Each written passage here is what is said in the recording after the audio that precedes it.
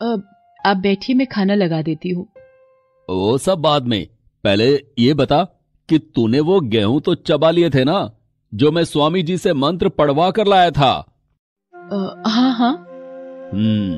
बस स्वामी जी की कृपा रहे और जल्दी से मेरा बेटा इस दुनिया में आ जाए। और अगर बेटी हुई तो? नहीं, ऐसा कभी नहीं होगा। मैंने स्वामी से कहकर खास मंत्र इसीलिए तो पढ़वाया था, ताकि मेरे घर बेटा ही पैदा हो, चाहे जो हो जाए, बेटी नहीं होनी चाहिए बस। ऐसा क्यों कह रहे हो जी? बेटियां भी तो कितनी प्यारी होती हैं। क्या खाक प्यारी होती हैं, बोझ होती हैं, बोझ। देख ले, अपने पड़ोसी शांताराम को ही देख ले, 3 बेटियां हैं उसकी, अब रो रहा है। आज भी मिला था, बड़ी बेटी की शादी के लिए कुछ मदद मांग रहा था। मैंने तो मना कर दिया, लेकिन बड़ा तरस आया उस बेचारे पर। अरे इतनी बेटियों की जगह अगर एक बेटा होता तो जिंदगी संवर जाती उसकी। कमा कर लाता, साथ में शादी में दान दहेज लेकर आता, सो अलग। ऐसा मत कहिए, इस दुनिया में हर बेटी अपना नसीब अपने साथ लेकर आती है। शांताराम भैया ने अगर अपनी बेटियों को पढ़ाया लिखाया होता तो वो भी तो उनकी मदद कर सकती थी, फिर उन्हें इतना परेशान नहीं होना पड़ता। चुप कर। बेटियों को घर से बाहर भेजना मतलब अपनी इज्जत खुद नीलाम करने के बराबर है। बहुत बवाल है। इसीलिए मुझे तो बेटी चाहिए ही नहीं, बेटा ही चाहिए, समझी? इतना कहकर विष्णु वहां से चला जाता है। इसके बाद सरोज हाथ जोड़कर भगवान से प्रार्थना करने लगती है। हे भगवान, दया करना, मेरी गोद में बेटी को मत भेजना, वरना उसकी जिंदगी बदतर हो जाएगी इस घर में। सरोज की सोच अपने पति विष्णु से काफी अलग थी, लेकिन फिर भी वो अपने लिए भगवान से एक बेटा ही मांग रही थी, क्योंकि वो जानती थी कि अगर उसे बेटी पैदा हुई तो विष्णु उसे कभी नहीं अपनाएगा। शादी के पूरे 5 सालों के बाद सरोज मां बनने वाली थी। विष्णु मधुमक्खी पालन का काम करता था। शहद बेचकर उसकी ज्यादा कमाई नहीं हो पाती थी, इसीलिए उसे अपने लिए बेटा चाहिए था, ताकि वो बड़ा होकर कमाने में उसकी मदद कर सके। लेकिन उसकी ये इच्छा पूरी नहीं हुई। सरोज ने एक बेटी को जन्म दिया। ये खबर सुनने के बाद विष्णु का गुस्सा 7वें आसमान पर था। ये क्या जन दिया तूने? कहा था तुझसे कि बेटा चाहिए, बार बार कहा था। सच बता मुझे, तूने स्वामी जी के दिए वो गेहूं खाए भी थे या नहीं? मैंने वो सब किया था जो आपने कहा था, लेकिन ईश्वर की इच्छा के आगे किसी की नहीं चलती जी। आप गुस्सा थूक दीजिए, एक बार अपनी बच्ची का चेहरा तो देखिए, देखिए कितनी प्यारी है ये। विष्णु अपनी बच्ची को देखे बिना ही कमरे से चला जाता है। सरोज को अपनी बेटी के लिए बहुत बुरा लग रहा था। ना मेरी बच्ची, ऐसे रोते नहीं, तू देखना, एक दिन तेरे बाबा तुझे बहुत प्यार करेंगे। मुझे विश्वास है कि तेरे नसीब से सब कुछ अच्छा हो जाएगा। सरोज ने उम्मीद नहीं छोड़ी थी। उसने बड़े ही प्यार से अपनी बच्ची का नाम रिंकी रखा और उसे अकेले ही संभालने लगी। वक्त बीता, लेकिन विष्णु टस से मस नहीं हुआ। उसने कभी भी अपनी बच्ची की तरफ प्यार से नहीं देखा, बल्कि वो तो उसे अपने घर में भी नहीं रखना चाहता था। हाँ काकी, ले जाओ इसे, अपने साथ रखो, तुम्हारी सेवा पानी कर दिया करेगी, बदले में तुम इसे खिला पिला देना। नहीं नहीं बाबा, मुझे कहीं मत भेजो, मैं आपकी और माँ के साथ रहना चाहती हूँ। तेरे चाहने से क्या होता है? इस घर में वही होता है जो मैं चाहता हूं। ए सरोज, जो भी सामान है इसका बांध दे, कल जाएगी ये काकी के साथ। सरोज भी विष्णु को समझाने की बहुत कोशिश करती है, लेकिन विष्णु तो फैसला कर चुका था। उसे हर हालत में रिंकी से छुटकारा चाहिए था। उसने कभी रिंकी को अपनी औलाद की तरह नहीं देखा। वो तो बस उसके लिए एक बोझ थी। अगले दिन जब विष्णु की काकी जाने लगी तो रिंकी ठीक उसी वक्त घर से गायब हो गई।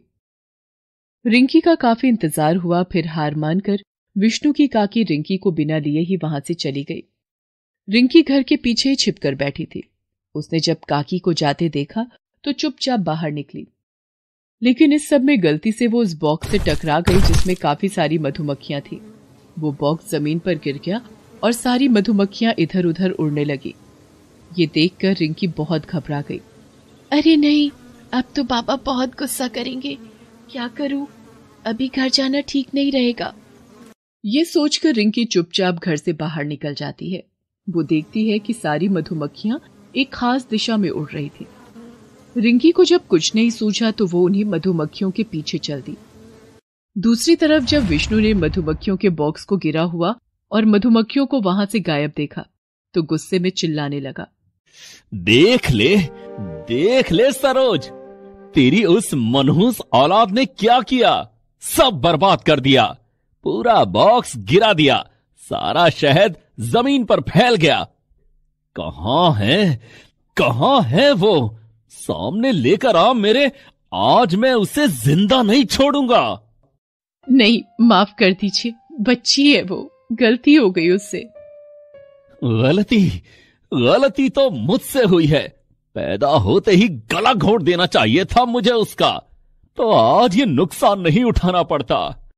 अब क्या होगा, क्या बेचूंगा, पहले से ही हालत खस्ता थी, अब ये नुकसान भी कर दिया।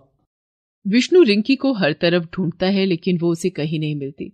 मधुमक्खियों के पीछे चलते हुए वो तो घने जंगल में पहुंच चुकी थी। उसे मधुमक्खियों के पीछे जाना अच्छा लग रहा था, उसे होश ही नहीं था।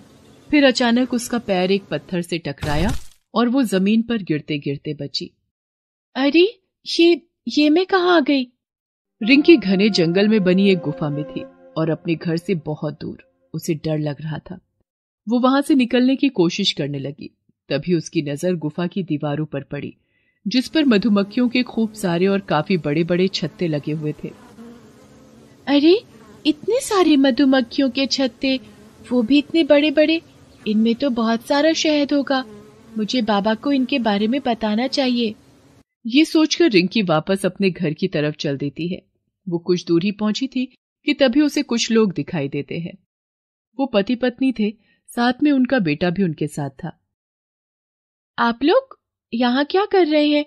क्या बात है, कुछ परेशानी है क्या? हाँ बेटा, हम लोग रास्ता भटक गए हैं, गलत टर्न ले लिया और यहाँ इस जंगल में आ पहुंचे। अच्छा, आप लोग चिंता मत कीजिए, मैं यहाँ से हाईवे का रास्ता जानती हूँ, चलिए मेरे साथ।